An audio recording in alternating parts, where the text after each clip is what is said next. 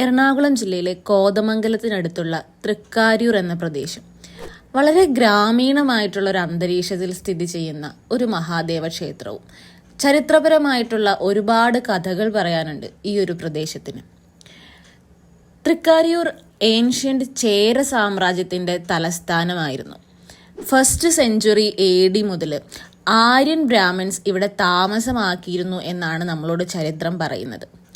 ആ ഒരു സമയത്ത് പാണ്ഡ്യൻ സാമ്രാജ്യവും മുസിരിസും തമ്മിൽ ധാരാളം വാണിജ്യ ബന്ധങ്ങൾ നിലവിലിരുന്നു. ആൻഡ് അത് പോയിക്കൊണ്ടിരുന്നത്, ആ വാണിജ്യ ബന്ധങ്ങളെയൊക്കെ പ്രോത്സാഹിപ്പിച്ചുകൊണ്ടിരുന്നത് ഈ തൃക്കാര്യൂർ സ്ഥിതി ചെയ്യുന്ന മധുരൈ ആലുവ റൂട്ടിലാണ്.